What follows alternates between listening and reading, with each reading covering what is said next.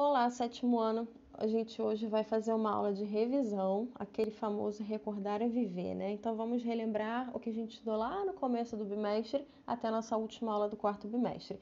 E nós iniciamos o bimestre falando de flores, né? E quando a gente falou de flores, nós vimos que as flores, muito além da beleza e do cheiro agradável, elas têm uma função para os vegetais. E a função das flores está totalmente ligada à reprodução. Então a flor, ela é considerada o órgão de reprodução do grupo das angiospermas, ok? E aí quando nós falamos de flor, nós falamos que as flores elas podem apresentar sexo, né? Elas podem ser femininas, podem ser masculinas ou podem ser andrógenas. Lembrando que as andrógenas é quando a flor apresenta os dois sexos, tá? Mas nós falamos sobre as partes que compõem as flores. E aí do lado esquerdo nós temos o androceu. O androceu, ele é a parte masculina das flores. Do lado direito da tela, nós temos o gineceu.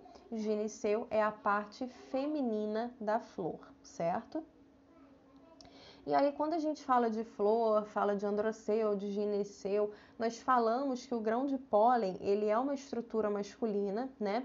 E para que uma flor, uma angiosperma, ela consiga se reproduzir, ela precisa que o grão de pólen, que fica na antera, que é na parte masculina, seja levado até o estigma, né, da parte feminina. E isso nós chamamos de polinização, tá?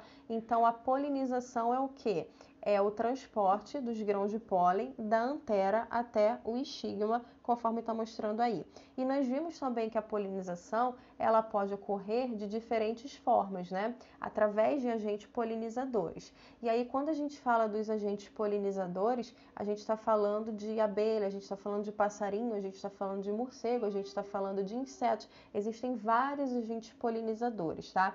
Isso quando a gente está falando da polinização natural, tá? A polinização natural, ela pode ocorrer através dos agentes polinizadores ou ela pode ocorrer quando o grão de pólen passa da antera para o estigma, tá? Então pode ser de uma forma direta ou de uma forma indireta. Já a polinização artificial é aquela feita pelo ser humano, geralmente para selecionar as flores mais bonitas que vão ter um resultado econômico melhor, que seria para vendas, né? Flores que vão ficar mais bonitas. Então, artificial é quando a polinização é feita pelo ser humano, ok? E aí, depois que houve a polinização, né, vai ocorrer a formação do fruto e também a formação da semente, né? Então, nós vimos que depois que ocorre essa polinização, esse óvulo, depois da fecundação, ele vai formar uma semente. E o ovário, depois da fecundação, ele vai formar o fruto, tá? E o fruto, ele vai ter a função de quê? De proteger a semente, conforme está mostrando aí na imagem, né? Vocês podem ver que a semente, ela está toda protegida pelo fruto, que é essa parte carnosa. E, além disso, o fruto ele ajuda na dispersão. Muitos frutos têm um gosto agradável, então os animais vêm para comer o fruto e acabam jogando a semente fora ou a semente sai nas fezes, né? O que é uma forma de ajudar na dispersão. Também classificamos os frutos carnosos, né? Classificamos em baga e classificamos em drupa, tá? A gente vai lembrar que a baga, geralmente, ela tem várias sementes, as sementes se soltam com muita facilidade, como é o caso do mamão. Já a drupa é um tipo de fruto carnoso, onde é uma semente, mas a semente ela é bem grudada, tá? É o caso, por exemplo, do pêssego. Ui, desculpa, passou direto aqui. Calma aí que eu vou voltar. Agora sim. Depois nós começamos a falar sobre os biomas terrestres, né? E aí nós falamos de vários biomas. O primeiro que a gente vai relembrar aqui é a tundra, né? Nós falamos que a tundra tem somente duas estações, que é o inverno e o verão, só que o inverno é bastante longo e o verão é curtinho, né? E os animais eles vão estar apresentando uma coloração clara, uma coloração branca para se camuflar e alguns vão estar migrando em busca de melhores condições para alimentação e para reprodução. Depois nós falamos da taiga. Nós falamos que a taiga, ela tem como característica ser formada por uma floresta de pinheiros, né, de coníferas que ficam verdes durante o ano inteiro. Quando o verão chega na taiga, esse gelo vai estar derretendo e aí vai estar formando lagos, tá? Durante o inverno da taiga, os animais eles vão hibernar ou eles vão emigrar. Depois falamos das florestas tropicais, né? Falamos que as florestas tropicais elas recebem uma grande quantidade de energia solar, mas é bem maior do que a tundra e a taiga. Por conta disso, elas têm uma maior biodiversidade, tanto de vegetais quanto de animais, tá? Falamos também dos campos. Quando a gente fala de campos, a gente está falando que aqui ocorre um predomínio das gramíneas, tá? E isso acaba favorecendo o desenvolvimento tanto da agricultura quanto da pecuária. E falamos também dos desertos, né?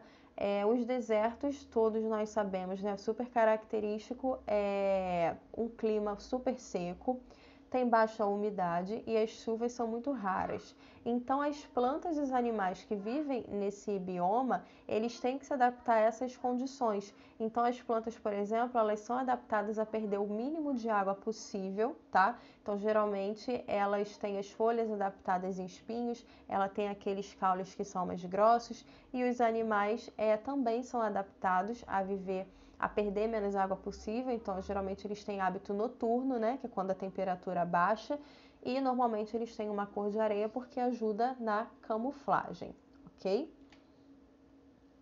E aí, quando nós falamos do meio marinho, né, nós classificamos, já nós falamos dos biomas aquáticos e nós falamos dos animais que vivem no ambiente aquático. E aí nós classificamos esses animais em bentônicos, nectônicos e planctônicos, tá? Quando nós falamos dos animais bentônicos, a gente está falando daqueles animais que vivem no fundo, né? Que vivem lá no substrato ou presos a rochas. Então, nós temos aí as estrelas do mar, os corais, as esponjas e os caranguejos, por exemplo. Quando nós falamos dos animais nectônicos, a gente está falando dos animais que nadam ativamente. Então, a gente está falando de tartaruga, de peixe, de golfinho. E quando a gente fala dos planctônicos, os planctônicos são aqueles que não têm força para nadar. Então, eles são levados com a correnteza. Então, a gente está falando do plâncton, do zooplâncton e de larvas de crustáceos, por exemplo. E depois disso, nós começamos a falar sobre as relações ecológicas, né? E quando nós falamos de relações ecológicas, nós falamos que existem dois tipos. Existem as relações harmônicas e as relações desarmônicas. Então, as relações harmônicas são aquelas em que não existe prejuízo para nenhum dos seres vivos que estão participando dela. Já as desarmônicas, existe algum tipo de desvantagem para pelo menos um dos seres que fazem parte dessa relação, ok? E aí a gente vai relembrar algumas relações que nós falamos. A gente vai iniciar pela colônia, tá? Quando a gente fala da colônia, a gente está falando de uma relação intraespecífica, então significa que ocorre entre seres da mesma espécie, tá? Aonde esses organismos, geralmente, eles formam uma única estrutura, anatomicamente eles são unidos, tá? E isso significa que um precisa do outro, tá? Para que eles consigam sobreviver, para que todos consigam sobreviver, eles têm uma relação de cooperativismo entre eles, tá?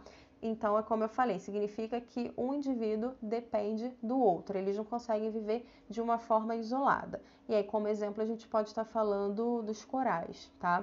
Depois falamos das sociedades. Então, as sociedades também é uma relação intraespecífica entre seres da mesma espécie, tá? Só que na sociedade eles conseguem viver sozinhos, mas eles formam grupos e eles acabam levando uma vida coletiva. É o caso das formigas. Falamos também do mutualismo, tá? O mutualismo já é uma relação entre indivíduos de espécies diferentes, só que um organismo ele não consegue viver sem o outro. Então, embora sejam espécies diferentes, eles são dependentes para conseguirem sobreviver. É o caso do cupim e do protozoário, tá? Também falamos da protocooperação. A protocooperação é uma relação entre indivíduos de espécies diferentes, tá? Onde os dois organismos envolvidos levam vantagem, só que um ajuda o outro, só que eles conseguem viver sem o outro, tá? Então, se eles estão juntos, eles se ajudam, mas um precisa do outro para sobreviver. E aí, no exemplo, a gente tem a anêmona e o peixe-palhaço, tá? Falamos também do comensalismo. O comensalismo vai ser uma relação onde um ser se alimenta de restos alimentares do outro, tá? É o caso do tubarão e da rêmora. E também falamos do epifitismo. O epifitismo é uma relação entre vegetais, tá? Aonde uma planta vai estar se desenvolvendo sobre uma outra planta, só que ela não prejudica essa planta em nada. É o caso da bromélia, que vive no alto das árvores. Aí agora a gente vai falar sobre as relações desarmônicas, né? Que são aquelas em que alguém vai levar algum tipo de prejuízo, tá? A gente começa falando do predatismo. Então, no predatismo, um organismo vai matar o outro de uma espécie diferente para poder se alimentar, tá? Já o canibalismo que está aí do lado é super parecido. Um ser vai matar o outro para se alimentar, só que aquele mata um ser da mesma espécie, ok? Depois nós falamos do parasitismo, tá? O parasitismo é um tipo de relação onde um animal vai viver às custas do outro, só que a intenção dele não é matar, é simplesmente se aproveitar, viver realmente nas custas do outro. Então a gente tem, por exemplo, o carrapato e o cachorro, tá? Já o amensalismo é um tipo de relação ecológica onde um ser vai prejudicar o outro, mas sem se beneficiar de nada, tá? É o caso da maré vermelha, onde as algas produzem uma toxina, acaba prejudicando, mas as algas não ganham nada com isso. E por último, para fechar, a gente vai falar um pouquinho sobre o controle biológico, tá? Então a gente tem que lembrar que o controle biológico, ele serve para quê? Ele faz um controle, tá? No número de plantas, por exemplo, e também de animais, só que ele vai utilizar os seus, digamos, né, os seus inimigos naturais. É como se fossem os seus predadores, tá? Para estar controlando uma população, tá? Esses animais, eles podem ser introduzindo, tá? E eles são legais por quê? Porque eles acabam controlando organismos que poderiam tá causando pragas e acabam fazendo o controle dessa população, ok? A gente fecha por aqui. Beijo e até mais.